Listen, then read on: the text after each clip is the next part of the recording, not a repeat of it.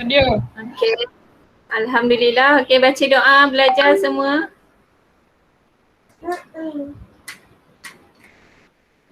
Baca doa belajar semua. Bismillah. Bismillahirrahmanirrahim. Allahumma aftah alaina hikmataka wanshur alaina min khazaini rahmatika ya arhamar rahimin. Amin. Okay, baiklah, kita straight to the point je lah. Buka buku teks muka surat 35, pelajaran 4. Cuba buka kamera, boleh Ustazah tengok kamu buat apa. Fahmi apa khabar? Alhamdulillah. Fahim apa khabar? Azam, mana Azam ni?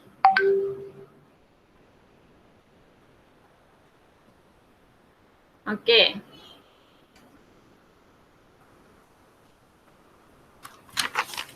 Okey, cuba kita tengok muka surat 35. Hasil pembelajaran ini kamu akan dapat apa? Okay, mengetahui dan mempercayai sifat wajib, mustahil dan harus bagi Rasul. Kemudian menyenaraikan sifat wajib dan mustahil bagi Rasul. Kemudian menceritakan contoh kisah sifat wajib bagi Rasul. Kemudian menceritakan akibat jika Rasul bersifat dengan sifat mustahil. Okay, baik. Kita lihat apakah dia sifat-sifat bagi Rasul. Sifat-sifat bagi Rasul ni ada 3. Iaitu yang pertama wajib. Wajib. Yang kedua harus. Yang ketiga mustahil. Apa dia sifat-sifat wajib tu? Sebagai seorang Rasul dia mesti ada sifat wajib tu yang mesti kena semua Rasul ada. Apa dia?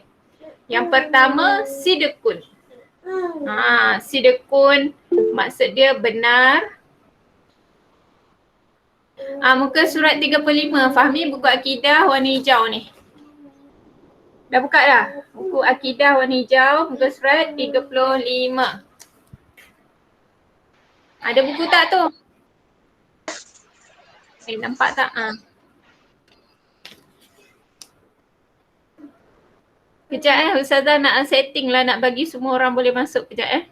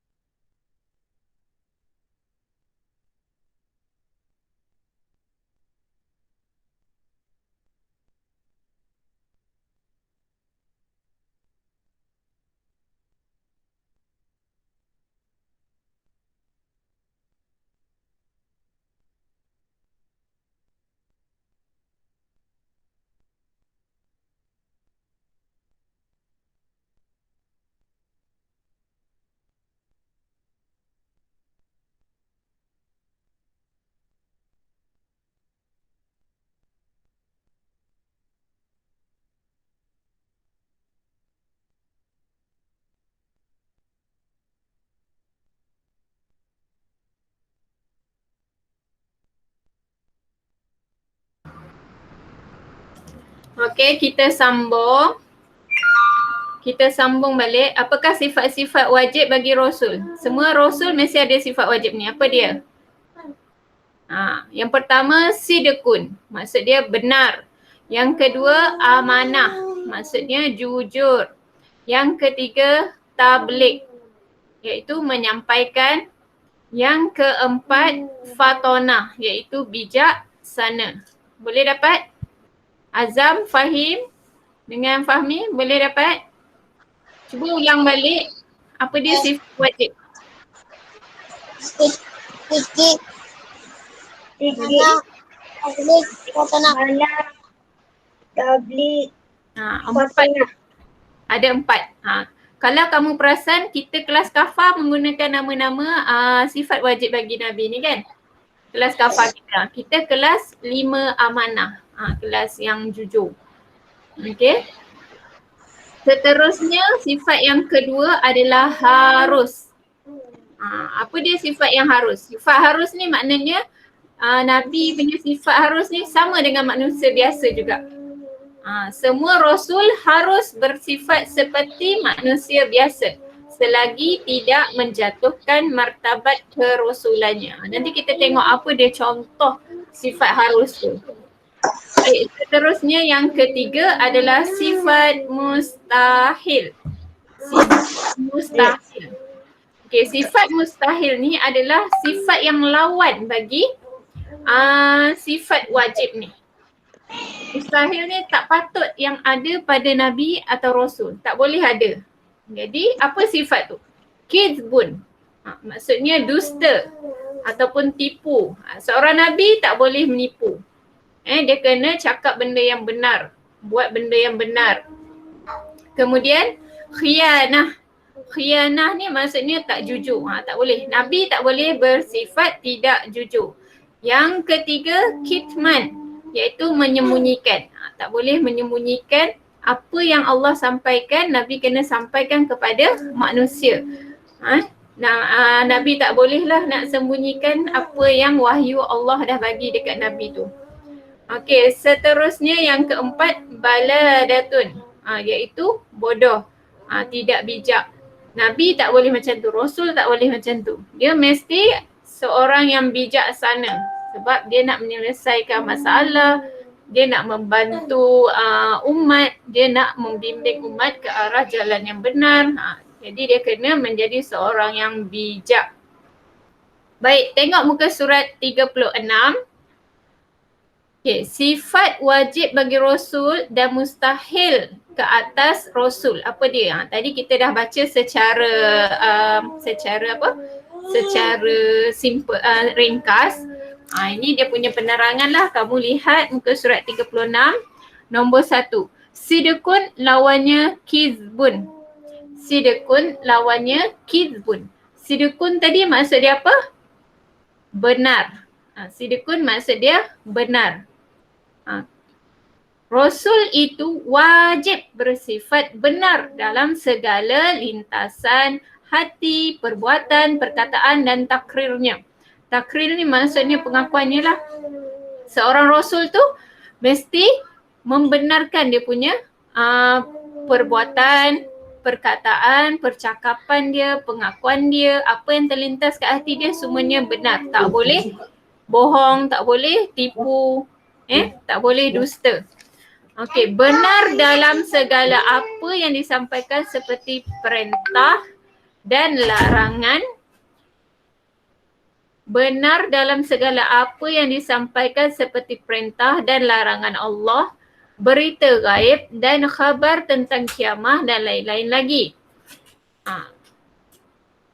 Nabi ni dia kena sampaikan perintah yang benar, tak boleh tipu-tipu. Apa yang Allah cerita di dalam Al-Quran ke, apa yang Allah sampaikan kepada Nabi tu semua Nabi kena sampaikan dengan betul lah. Tak boleh nak tipu. Okay, kizbun pula bererti dusta, iaitu menyampaikan sesuatu yang menyalahi perkara yang sebenarnya. Ini memang tak boleh ada pada seorang Nabi. Maknanya Nabi ataupun Rasul memang tak boleh ada sifat penipuan, pendustaan, pembohongan. Tak boleh. Nabi mesti bersifat benar, iaitu sidqun. Dan mustahillah bagi seorang Rasul dia berdusta. Memang Allah dah pilih Rasul ni ataupun Nabi memang tak boleh menjadi pendusta. Kalau Nabi pendusta bukan Nabi lah tu. Kan ramai orang sekarang ni mengaku jadi Nabi. Sah-sah lah, tak betul. Itu dia berdusta, dia mengaku Nabi. Sedangkan Nabi ataupun Rasul dah tak ada selepas Nabi Muhammad sallallahu alaihi wasallam. Okey. lihat firman Allah Subhanahu Wa Taala iaitu dalil naqli. Dalil naqli ini maksudnya dalil yang bersumberkan Al-Quran dan As-Sunnah. Dalil naqli daripada Al-Quran. Allah kata apa? A'udzubillahi minasyaitonirrajim. Wa sadaqallahu wa rasuluh. Surah Al-Ahzab ayat 22. Maksudnya, dan benarlah apa yang telah dijanjikan oleh Allah dan Rasulnya. Maknanya menunjukkan kat situ, Nabi merupakan seorang Rasul yang benar, bukan rekaan. Okey, lihat muka surat 37. Dengar cerita ni dan Ustazah nak kamu sambil tunjuklah baca macam Fahim, apa lagi, Qayyum dengan Azam tolong tunjuk. Baca sama-sama dengan Ustazah. Peristiwa Isra memperlihatkan kebesaran dan keagungan Allah kepada Nabi Muhammad sallallahu alaihi wasallam. Apa yang ada di langit dan di bumi. Setelah baginda menceritakan peristiwa tersebut kepada kaumnya, mereka tidak mempercayainya. Lalu mereka meminta Nabi Muhammad sallallahu alaihi wasallam membuktikan kebenaran dakwaan tersebut. Untuk mengesahkan dakwaan baginda, Nabi Muhammad sallallahu alaihi wasallam meminta kaum Quraisy menanyakan peristiwa berkenaan kepada kafilah yang ditemui pada malam itu.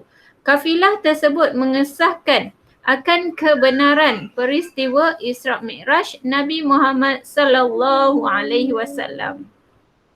Okey, kamu tahu apa itu peristiwa Isra Mi'raj kan? Perjalanan Nabi daripada mana?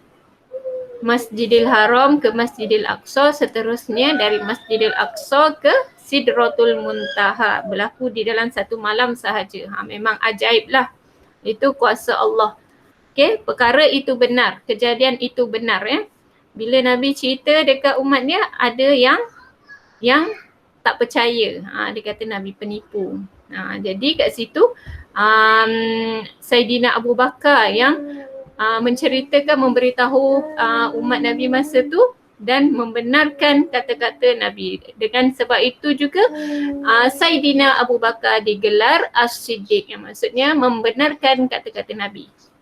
Okey, faham Okey, tengok yang bawah tu, persoalan dekat bawah tu. Tahukah anda, yang mana purple dia, warna ungu tu, tahukah anda? Ni yang Ustazah cerita tadilah. Saidina Abu Bakar telah digelarkan sebagai As-Siddiq kerana beliau sentiasa membenarkan apa yang disampaikan oleh Rasulullah sallallahu alaihi wasallam walaupun bertentangan dengan akal dan didustakan oleh kaum Quraisy. Kaum Quraisy ni memang dia manjang nak kata Nabi tipu je. Tapi Saidina Abu Bakar dia sentiasa membenarkan kata-kata Nabi itu. Jadi ia digelar As-Siddiq. Okey, faham kenapa Abu Bakar digelar As-Siddiq? Okey, baik. Sifat yang kedua dan kata lawannya. Yang kedua adalah amanah, iaitu jujur. Lawan dia khianat, iaitu tidak jujur. Okey. Amanah bererti jujur dan dipercayai. Rasul wajib melaksanakan tugasnya dengan amanah. Apa yang Allah minta Nabi lakukan, Nabi kena buatlah. Rasul kena buat. Dia tak boleh nak tangguh-tangguh ke, tak boleh nak mengelak ke. Dia kena jujur dengan benda yang Allah telah wahyukan, Allah telah suruh kepada Rasulullah. Macam kita manusia biasa ni, kadang-kadang mak kita suruh sikit pun kita tak nak buat, kita mengelak. Jadi kat situ kita sendiri tidak jujur. Tapi kalau Nabi, dia tak bolehlah tak jujur. Kalau tak jujur, tak adalah menjadi seorang Nabi. Nabi ni mesti perfect, mesti sempurna. Okey. Rasulullah sallallahu alaihi wasallam dikenali Al-Amin kerana baginda merupakan seorang yang jujur dalam kehidupannya. Al-Amin maksudnya jujur jugalah. Nabi digelar Al-Amin ada peristiwanya. Kenapa Nabi digelar Al-Amin? Okey, kemudian khianah pula bererti melakukan sesuatu yang bertentangan dengan perkara yang diperintahkan. Dia mengkhianati. Orang bagi amanah, orang bagi tanggungjawab, dia khianat, dia buat benda lain. Dia buat sebaliknya. Contohnya macam seorang pemimpin dekat sesebuah tempat ataupun kampung, bila diamanahkan oleh rakyat untuk memperjuangkan nasib rakyat, tapi dia cuai ataupun dia mengkhianati. Dia tak menjaga pun rakyat ni, sebaliknya dia menjaga diri dia sendiri sahaja. Contoh, ada peruntukan kewangan sepatutnya untuk rakyat, tapi dia guna untuk diri dia sendiri dan keluarga dia. Jadi kat situ hukumnya adalah haramlah, berdosalah sebab mempergunakan hak rakyat untuk diri sendiri. Salah. Sebagai seorang pemimpin tak boleh macam tu. Jadi kat situ dia kategori khianat, tidak amanah dengan tanggungjawab yang diberikan. Tapi Nabi ataupun Rasul dia kena amanah. Jujur dengan tanggungjawab yang diberikan. Okey, adalah mustahil bagi seorang Rasul itu bersifat khianat. Sebagai Rasul memang tak boleh bersifat khianat. Okey. Kita lihat firman Allah Subhanahu Wa Taala di dalam surah Al-Syu'ara. Ni di dalam teks ni muka surat 38 A'udzubillahi minasyaitonirrajim. Idz qala lahum akhuhum Nuhun ala tattaqun inni lakum rasulun amin. Apa maksudnya? Tatkala saudara mereka iaitu Nabi Nuh berkata kepada mereka, hendaknya kamu mematuhi suruhan Allah dan menjauhi larangannya. Sesungguhnya aku ini ialah Rasul yang amanah, iaitu yang diutuskan oleh Allah kepada kamu. Okey, kat sini ada peristiwa, cuba kita fahamkan. Muka surat 39. Suatu ketika Mekah dilanda banjir, Kaabah rosak. Penduduk Mekah bergotong royong memperbaikinya. Ketua kabilah berselisih pendapat siapa yang layak meletakkan Hajarul Aswad ke tempat asalnya. Masa banjir besar berlaku dekat Mekah, kedudukan Hajarul Aswad tu, iaitu batu hitam Hajarul Aswad tu, beralih tempat. Jadi ketua-ketua kabilah ni bergaduhlah sesama mereka siapa yang patut letakkan balik Hajaratul Aswad tu ke tempat asalnya. Jadi mereka bersetuju. Mereka kata orang yang mula-mula masuk ke Masjidil Haram pada pagi esoknya akan dijadikan hakim. Pada keesokan harinya Nabi Muhammad sallallahu alaihi wasallam ialah orang yang pertama memasuki Masjidil Haram. Jadi mereka mengamanahkan Rasulullah sallallahu alaihi wasallam ni untuk menyelesaikan masalah yang mereka hadapi. Bagaimana Nabi buat Nabi Muhammad sallallahu alaihi wasallam membentangkan serbannya dan meletakkan Hajaratul Aswad ke tempat asalnya. Nabi bentangkan serban. Serban tu kamu tahu tak serban tu apa? Serban tu yang Nabi pakai kat kepala dia tu bentuk dia 4 segi. Bila dibentangkan, Nabi letak tengah-tengah Hajaratul Aswad tu. Jadi di setiap penjuru tu ketua-ketua kabilah pegang. Lepas tu letaklah dekat tempat yang asal. Dekat situ Nabi merupakan seorang yang jujur, bijaksana. Kat situ peristiwa itu membuktikan yang Nabi ini seorang yang bijak dan seorang yang amanah. Jadi dengan peristiwa ini Nabi digelar sebagai Al-Amin, iaitu peristiwa meletakkan Hajaratul Aswad. Okey, boleh faham? Okey. Kalau boleh kamu responlah juga janganlah Ustazah cakap seseorang ni Okey, yang seterusnya buka muka surat 40, sifat yang ketiga, tabligh menyampaikan. Lawannya adalah kitman. Kitman iaitu menyembunyikan. Tabligh bermaksud menyampaikan. Semua Rasul wajib menyampaikan segala apa yang diperintahkan oleh Allah kepada umatnya, sama ada suruhan ataupun larangan. Rasul tidak takut kepada ancaman musuh semasa menyampaikan risalah Allah.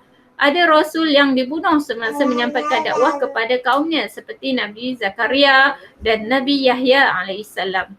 Kitman pula maksudnya menyembunyikan segala perintah Allah. Mustahil bagi seorang Rasul bersifat kitman. Maksudnya kat sini apa-apa sahaja wahyu, apa-apa risalah yang para Rasul terima, dia mesti sampaikan kepada umat-umatnya. Macam Nabi kita, Nabi Muhammad SAW ada terima wahyu daripada Allah. Katakan perintah puasa, perintah untuk berpuasa. Jadi Nabi Muhammad ini akan berpuasa dan sampaikan kepada ahli keluarga dan seterusnya kepada umatnya. Nabi tak boleh sorok seorang-seorang, Nabi tak boleh sembunyikan perintah yang Allah suruh tu. Tu yang kita dapat tu, kita sehingga hari ini kita dapat merasai nikmatnya puasa sebab Nabi yang sebarkan, sebab Nabi tak sembunyikan sebab sebagai seorang Rasul tak boleh menyembunyikan atau menyorokkan sebarang risalah atau wahyu yang Allah sampaikan. Okey, mustahil bagi seorang Rasul bersifat kitman. Kitman bermaksud apa tadi? Menyembunyikan. Nabi sewajibnya bersifat tabligh, iaitu menyampaikan. Kamu pernah dengar kumpulan tabligh? Tabligh tu, grup-grup tabligh, kumpulan-kumpulan tabligh yang datang rumah kan. Dia ajak orang berdakwah, pergi masjid, pergi surau. Itu kumpulan tabligh, dia menyampaikan. Okey, seterusnya lihat apa dia firman Allah di dalam surah Al-Maidah ayat 67. Surah ini ayat ini membuktikan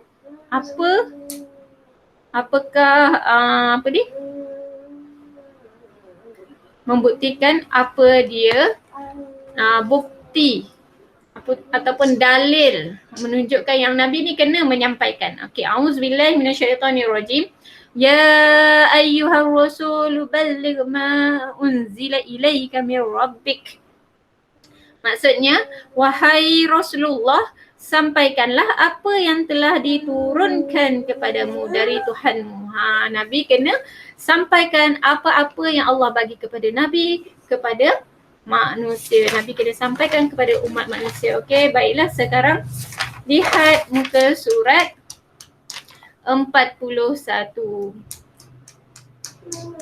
Nabi Muhammad SAW beribadah di Gua Hira. Malaikat Jibril menyampaikan wahyu yang pertama kepadanya. Apa wahyu pertama yang Allah sampaikan kepada Malaikat Jibril dan Malaikat Jibril sampaikan kepada Rasulullah SAW? Apa dia? Surah yang pertama, ayat yang pertama, bukan surah, ayat yang pertama. Itulah dia, surah Al-Alaq ayat 1 hingga 5. Okey, cuba baca. Fahmi, cuba baca. Fahmi, cuba baca. Fahmi, Ustazah nak dengar. Ada tak Fahmi ni? A'udzu billahi minasyaitonir rajim.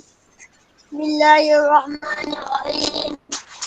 Iqra' bismi rabbikal ladzi khalaq. Khalaqal insana min 'alaq. Iqra' wa rabbukal akram. Alladzi 'allama bil qalam. 'Allamal insana ma lam ya'lam.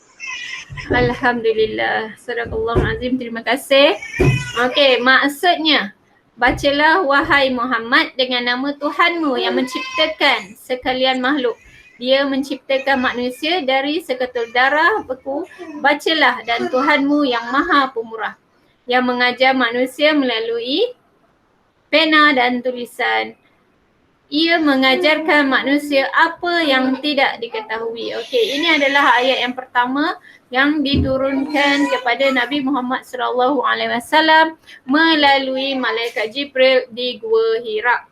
Okey, Nabi Muhammad SAW menceritakan peristiwa ini kepada isterinya Khadijah. Khadijah percaya dengan penuh keyakinan. Khadijah membawa suaminya berjumpa sepupunya iaitu Waraqah bin Naufal untuk mendapatkan kepastian. Waraqah bin Naufal mengesahkan bahawa baginda telah dilantik oleh Allah menjadi Nabi. Kat situlah baru tahu yang Nabi Muhammad ini dilantik menjadi seorang Nabi.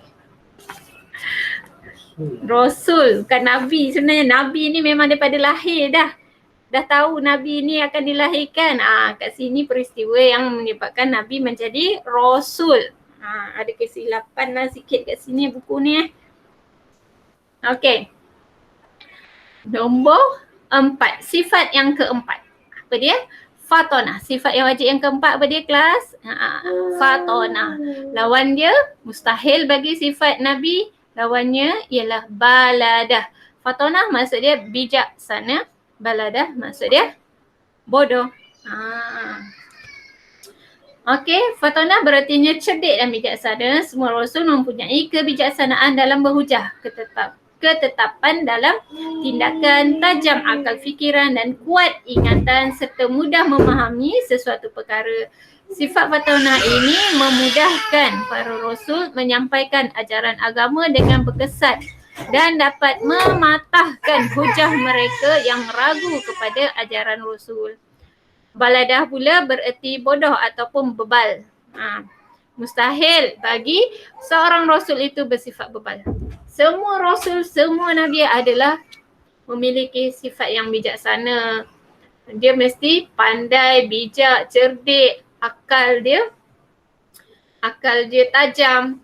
Dia bijak berkata-kata juga, bijak dalam tindakan, bijak dalam serba-serbi.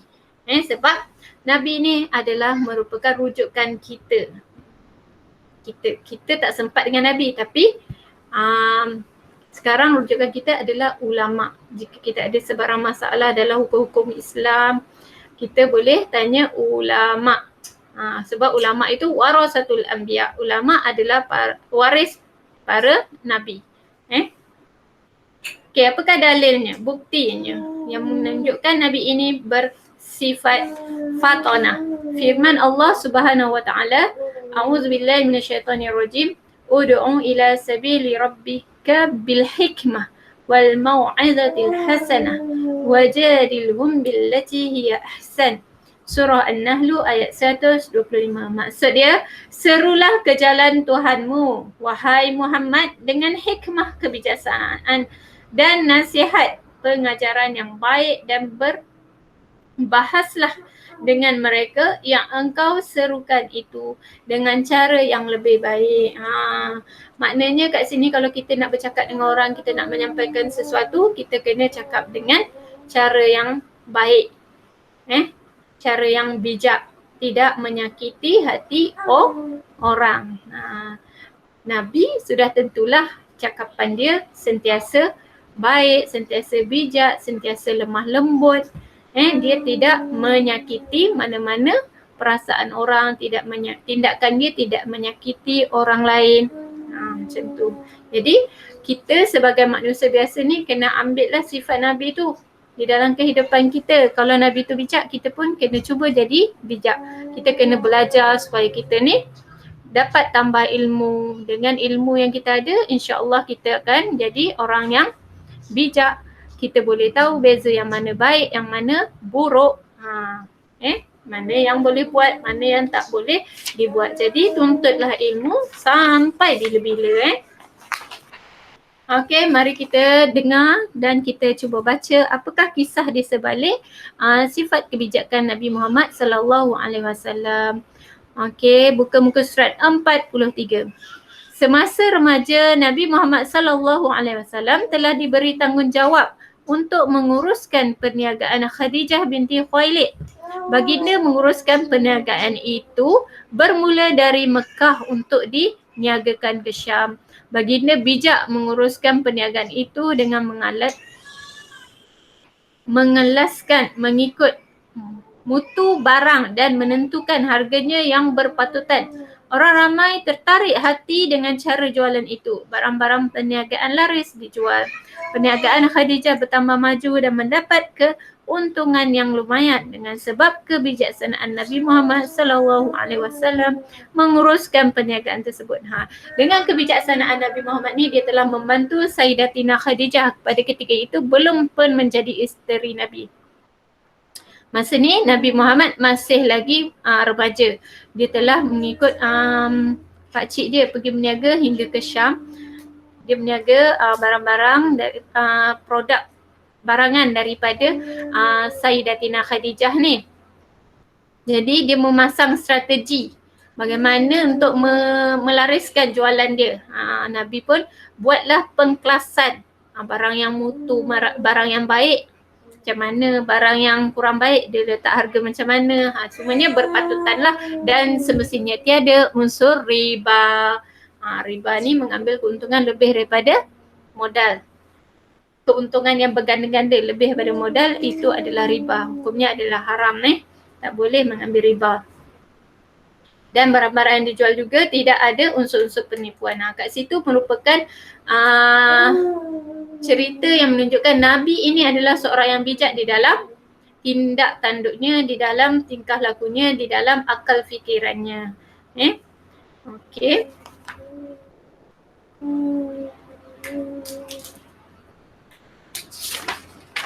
Okey, Ustazah rasa cukup setakat ni dululah. Yang muka surat 44 dan seterusnya nanti kita sambung lagi. Okey, Ustazah ada latihan. Ustazah nak kamu buat. Ni Ustazah share nanti dalam grup WhatsApp lah. Tapi cuba kita tengok dulu latihannya. Nampak tak yang Ustazah share? Ada tak? Ada tak? Keluar tak dekat kamu punya ni?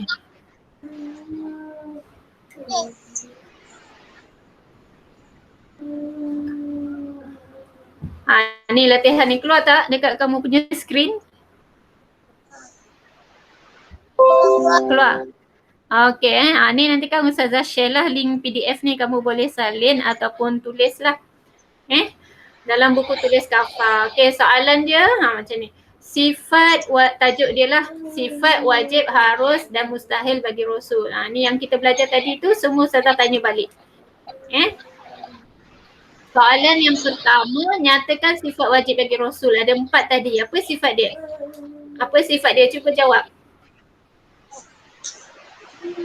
Tabligh, mana, tabligh, onam. Kemudian nyatakan sifat mustahil pula. Apa sifat mustahil? Lawan bagi kata sifat wajib tadi apa? Kizbun, lagi khianah, lagi kitman, lagi baladah. Baladah laju je baladah. Okey, apakah sifat harus bagi Rasul pula? Sifat harus bagi Rasul tu adalah sama seperti manusia biasa selagi tak melampaui batas ataupun martabat manusia Rasul. Okey, apakah maksud perkataan di bawah? Nombor 1 sampai 8 ni sila buat maksud dia di dalam bahasa Melayu. Nombor 5, apakah kata lawan bagi sifat berikut? Sidqun, apa kata lawan dia tadi? Amanah, apa kata lawan dia? Tabligh, apa kata dia? Fatonah, apa kata dia? Okey, kalau dah siap, macam biasa tolong hantar kat Ustazah. Kalau boleh buat hari ni, hantar hari ni. Jangan tangguh-tangguh. Okey? Boleh Okey, ada apa-apa soalan? Ada apa-apa soalan? Tak ada. Ada, boleh faham? Boleh. Fahim? Fahim tu? Fahim lah. Fahmi? Azam? Azam, boleh faham? Okey, kalau tak faham apa-apa tanya Jangan buat-buat tak tahu. Buat-buat tanya. Nanti kamu yang rugi. Untuk pengetahuan kamu setakat ni ujian UPKK akan terus dilaksanakan. Tak ada lagi yang mengatakan dimansuhkan ke, dibatalkan ke. JAKIM kata masih diteruskan. Jadi Ustazah nak kamu semua yang belum buat ujian amali solat dan cara hidup Islam tu, adab semua tu kan, ujian amali Nanti Ustazah nak kamu buatlah, kalau boleh kamu rakamkan video kamu mengambil wuduk dan kamu buat bacaan solat tu. Boleh tak? Ikut buku pink dan buku purple Boleh tak? Ustazah nak buat ujian sebenarnya, tapi itulah tak sempat nak buat ramai-ramai macam ni. Buat sikit-sikit lah dulu. Siapa yang hantar video tu, Ustazah tengok video dia dan Ustazah akan catatkan markah lah. Kalau boleh 2 subjek ni kena A lah. Boleh? Fahim, Fahmi, Azam, 3 orang je Okey lah. Tak apalah. Ada apa-apa soalan? Okay, nanti buat latihan. Jangan lupa mengaji. Setiap hari mesti mengaji. Kita tasmek seminggu sekali je. Okey. Cukuplah setakat ni Okay, Assalamualaikum. Jumpa lagi. Usah Ustazah buat Google Meet je, senang. Puas hati sikit mengajar macam ni. InsyaAllah esok lebih ramai yang dapat masuk sebab hari ni ada problem sikit dengan link. Okay, itu saja setakat ini. Assalamualaikum.